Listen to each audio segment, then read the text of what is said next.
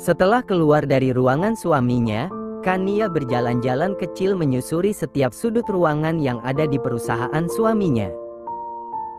Jika dipikir-pikir, mungkin akan terasa bosan sekali jika nanti dia berhenti dari perusahaan tempatnya bekerja ini. Membayangkan sendirian di rumah dan tidak melakukan pekerjaan apapun membuat Kania sedikit merinding. Astaga, pasti sangat membosankan sekali nantinya.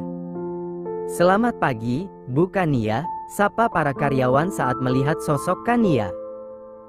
Membuat wanita itu tersenyum canggung. Sebelum ia menikah dengan Revan, mana ada yang pernah menyapanya, kecuali teman-teman satu timnya saja. Ketika Kania sedang asik berjalan menyusuri setiap sudut perusahaan, samar-samar ia mendengar dua orang pria sedang asik berbicara dengan salah satu suara yang sangat familiar di telinganya. "Gue lihat-lihat, penampilan lo sekarang makin berantakan aja. Gue stres banget." Entah apa yang mendorong Kania hingga kini dirinya sudah berada di balik tembok, mendengar obrolan kedua pria yang salah satunya merupakan mantan kekasihnya dulu. "Kenapa? Tumben banget. Biasanya lo kelihatan kalem. Tapi sekarang kelihatan kayak orang yang sama sekali nggak terurus. Gue malu, Andre. Gue rasanya malu banget ada di dunia ini. Gue pengen bunuh diri aja saking frustasinya. Tapi gue sadar, masih ada nyawa yang perlu gue jaga." Andre yang merupakan teman kerja Evan ikut merasa kasihan dengan apa yang dialami oleh temannya. Ya, meskipun ia sendiri tidak tahu apa yang membuat Evan stres. "Emangnya kenapa? Gue udah buat kesalahan terbesar dalam hidup gue. Gue terlambat mengetahui kalau dia adalah orang yang selama ini gue cari." Sontak Evan kembali menangis. Kania yang kebetulan melihat pemandangan itu tentu sedikit heran. Tumben sekali pria itu menangis, pikirnya. Kenapa tuh cowok? Batin Kania. Masa bodoh dengan kehidupan mantan kekasihnya, Kania memilih untuk pergi dari sana saja. Lagian tidak ada untungnya juga mengetahui sisi hidup Evan. Tapi, mendengar ucapan Evan yang mengatakan orang yang selama ini dia cari, entah kenapa malah sedikit mengganggu pikiran Kania. Memangnya siapa orang yang selama ini dicari oleh pria itu? Semasa pacaran, pria itu sama sekali tidak pernah memberitahukan apa-apa masalah hidupnya pada dirinya. Semasa Kania pacaran dengan Evan, yang ia tahu hanyalah Evan sebatang kara saja di dunia. Selebihnya ia tidak tahu, karena merasa tidak enak saja menanyakan perihal kehidupan pribadi pria itu. Mengingat mantan kekasihnya itu sedikit dingin, sehingga membuat ia enggan untuk banyak bertanya. "Halo semuanya," sapa Kania pada teman-teman satu timnya dulu. "Selamat pagi, Bu." Kania berdecak kesal mendengar sapaan teman-temannya yang sekarang malah memanggil ia dengan panggilan Bu. Dulu saja mana pernah mereka memanggil ia dengan embel-embel Bu tersebut. Sepertinya pernikahan dirinya dengan Revan sangat berpengaruh. "Nggak usah panggil Bu juga kali. Panggil aja Kania, biasanya juga gitu, kan?" Bukannya mengiyakan, para karyawan dan karyawati tersebut malah saling melempar pandangan, lalu tersenyum canggung pada Kania. Bagaimana mungkin mereka bisa sesantai dulu berbicara pada Kania? Masalahnya salah sedikit saja, mungkin pekerjaan mereka yang jadi taruhannya. Kania menghembuskan napas kesal. "Ya udah deh, kalian lanjut aja kerjanya. Aku pamit aja, takutnya kalau ada aku, kalian malah kesusahan bernapas," kekeh Kania, lalu segera pergi dari sana. Kania membalikkan tubuhnya kala mendengar suara seseorang yang memanggilnya. Begitu mengetahui siapa yang memanggil dirinya, sontak Kania menatap datar orang tersebut. Ada apa? Tatapan Evan kali ini sangat berbeda. Jika biasanya pria itu memberikan tatapan datarnya, kali ini Evan justru menatap Kania dengan tatapan sayu. Maafin Abe, maksudnya maafin aku. Lirih Evan sembari menunduk. Ada rasa sesal yang begitu mendalam dalam dirinya. Hingga tanpa sadar, kini sebening kristal telah jatuh membasahi pipinya. Kania terkekeh. Apa segitu menyesalnya pria yang dulu pernah menjadi kekasihnya hingga menangis seperti itu? Namun, seperti ada rasa ingin memeluk pria itu, seolah tidak rela jika dia menangis. Bukannya apa-apa, ini adalah pertama kalinya Kania melihat Evan yang menangis dan terlihat sangat terpuruk. Lo tenang aja. Gue bukan tipe orang yang pendendam. Lagian gak ada gunanya juga gue nyimpan dendam sama lo. Setidaknya berkat lo lah gue bisa hidup bahagia sekarang, ucap Kania santai. Gue cuman minta satu aja sama lo. Gue mohon dengan sangat, jangan pernah lo berniat ngehancurin rumah tangga gue. Cuman itu doang kok. Evan tersenyum. Hal yang sangat jarang sekali Kania lihat. Kamu tenang aja. Aku janji gak bakalan ngerusak rumah tangga kalian. Sebaliknya, aku bakal nepatin janji aku sana kamu. Kerutan di kening Kania nampak jelas. Janji? Sejak kapan pria itu pernah berjanji padanya? Seingatnya semasa pacaran Evan sama sekali tidak pernah berjanji padanya. Janji? Sejak kapan lo pernah berjanji? Vel, maksud aku Kania. Aku sayang banget sama kamu. Aku bakal nepatin janji yang pernah aku ucapkan sama kamu dan mereka yang di atas, yaitu bakal ngejaga kamu selama aku masih hidup. Ngejaga kamu dari mereka. Mereka? Siapa? Maksud lo ada yang berniat jahat sama gue? Ayolah, emangnya apa yang mereka incar dari gue? Harta? Hidup gue aja pas-pasan.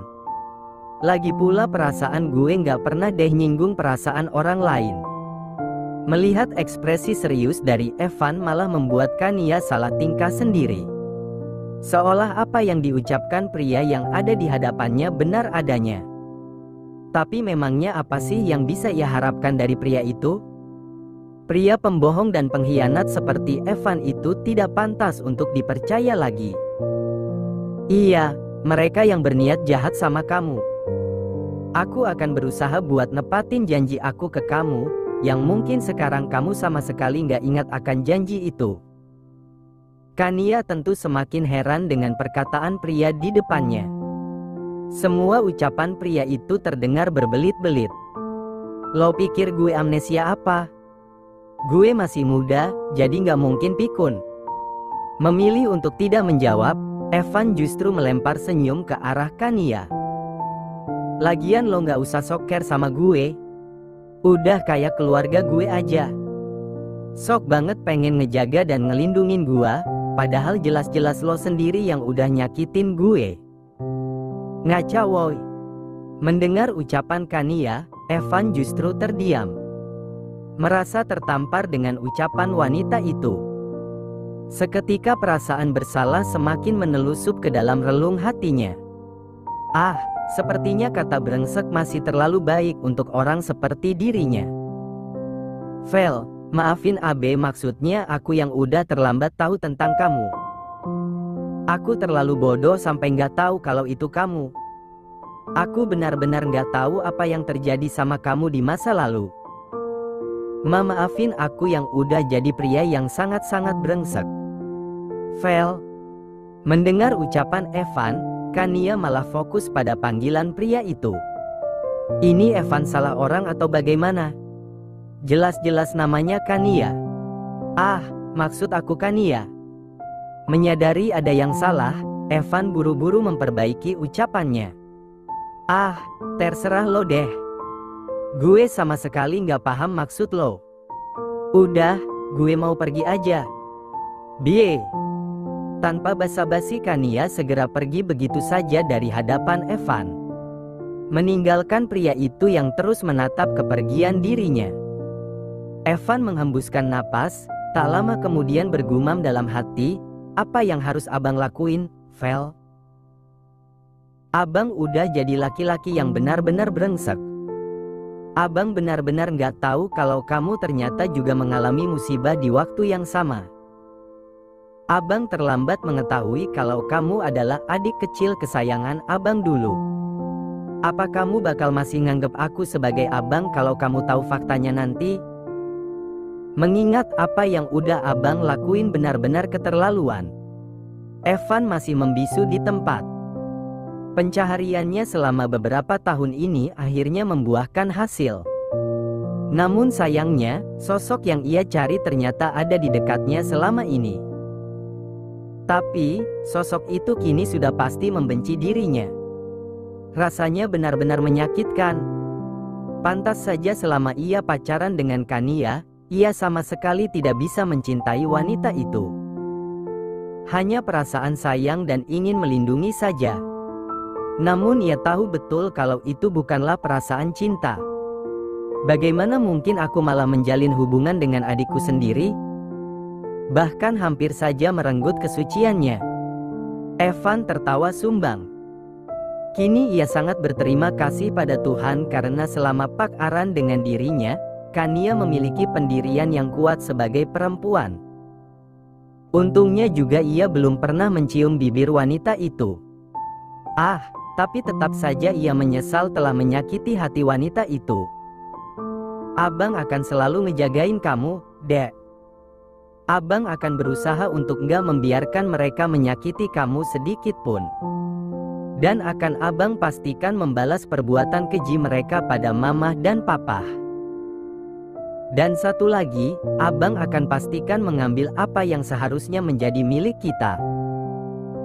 Sorot mata Evan mendadak tajam ke arah depan kala mengingat kejadian beberapa tahun silam yang hampir merenggut nyawanya, bahkan sudah merenggut nyawa kedua orang tuanya beserta sang kekasih yang sangat ia cintai. Tangannya mengepal dengan sempurna, sehingga memperlihatkan urat-urat tangannya.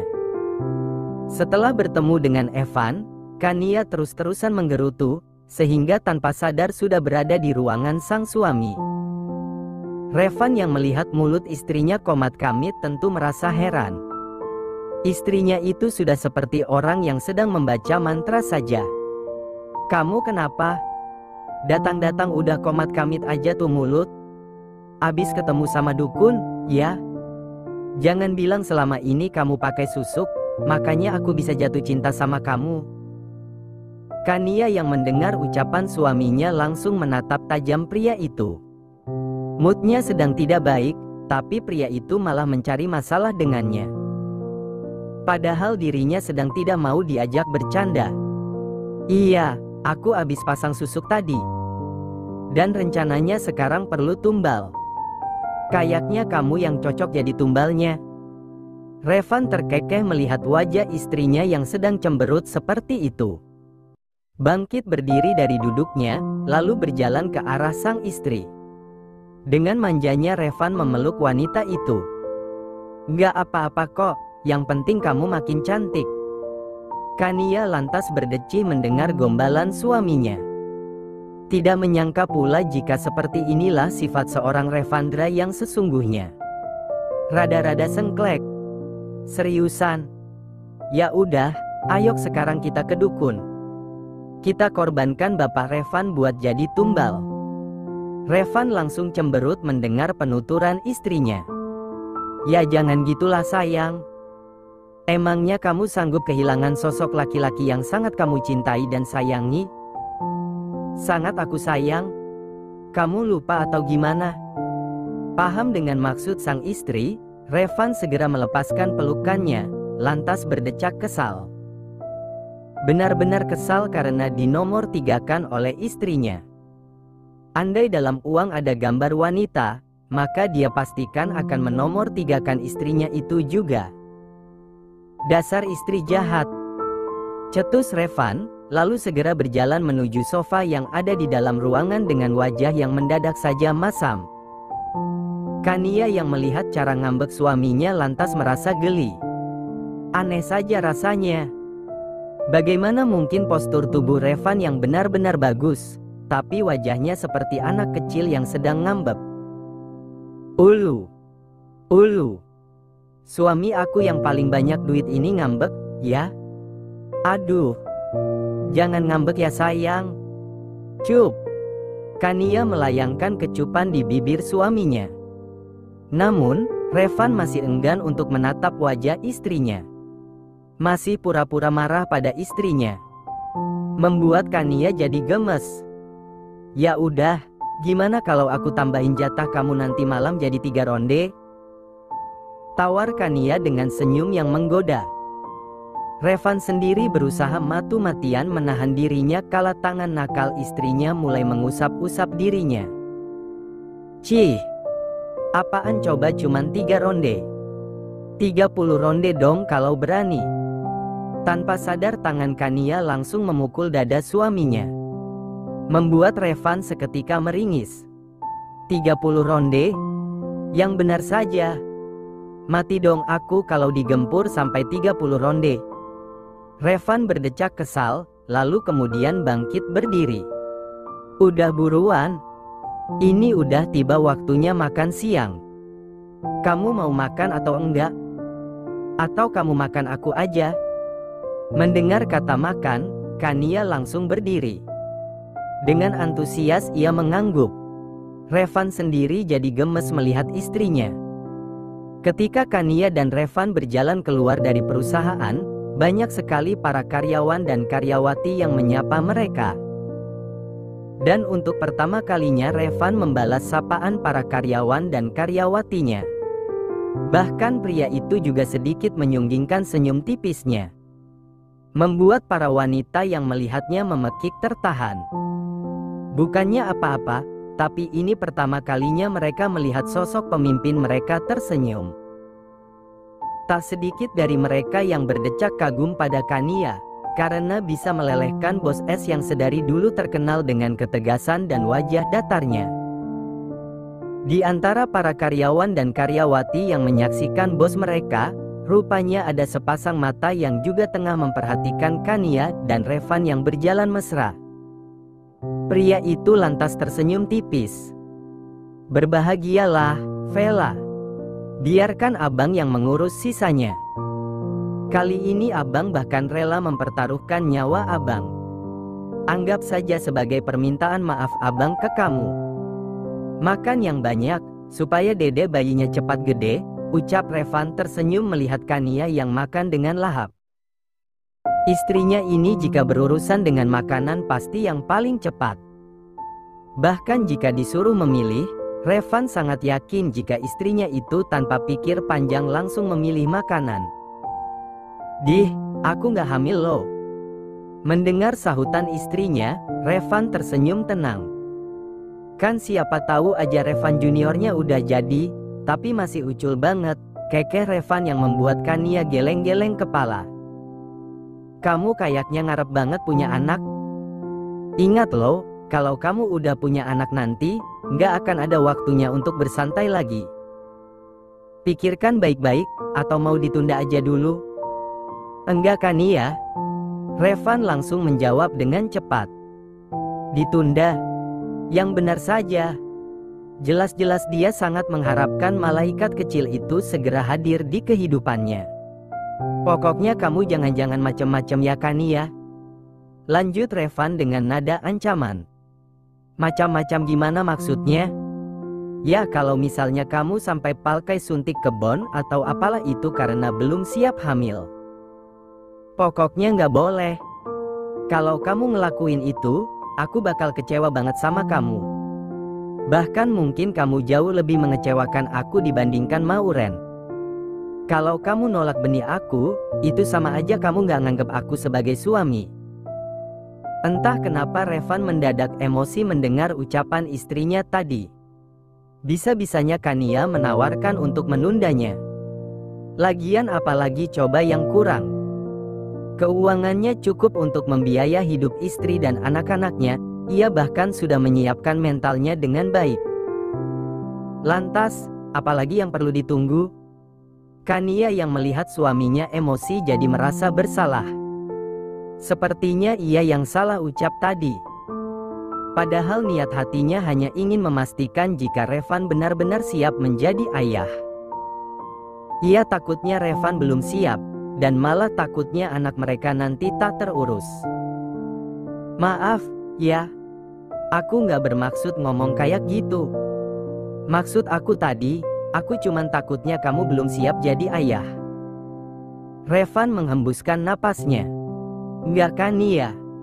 Aku udah siap banget jadi seorang ayah. Umur aku itu sudah sepantasnya menimang anak. Asal kamu tahu aja, setiap kita habis berhubungan, aku pasti langsung berdoa semoga secepatnya keringat kita membuahkan hasil. Aku benar-benar nggak sabar pengen gendong malaikat kecil itu. Kania langsung menggenggam telapak tangan istrinya. Ditatapnya mata Revan dengan tatapan teduh. Meyakinkan pria itu jika dirinya tidak bermaksud apa-apa. Kamu tenang aja. Aku nggak pernah kepikiran buat nunda punya anak. Kalau kamu emang udah siap, kita bisa lebih berusaha lagi biar bisa menghasilkan Revan dan Kania Junior, kata Kania dengan sedikit malu, karena baru saja mengatakan lebih berusaha, yang pastinya menjerumus ke arah yang ehem. Pasti dong. Pokoknya kita bakal ngelakuinnya 3 kali sehari. Pagi, siang, dan malam, sahut Revan dengan antusias. Kania terkekeh melihat suaminya yang terlihat sangat excited. Udah kayak minum obat aja 3 kali sehari. Oh iya, aku punya surprise buat kamu nanti malam, celetuk Revan mengubah topik pembicaraan. Surprise? Apaan? Padahal aku ulang tahunnya masih lama loh. Ya, kalau ngasih surprise nggak harus ulang tahun juga kali sayang. Anggap aja ini perayaan pelepasan pernikahan formalitas, karena sekarang kita akan menjalin pernikahan yang sesungguhnya. Astaga, ada-ada aja kamu. Emang surprise apaan yang bakal kamu kasih ke aku? Ye, si bini. Kalau dikasih tahu bukan surprise dong namanya. Kania langsung menepuk jidatnya. Benar juga. Yang namanya surprise pasti sembunyi-sembunyi. Jika tidak, bukan surprise dong namanya. Tunggu aja nanti malam, kata Revan dengan senyumnya yang misterius.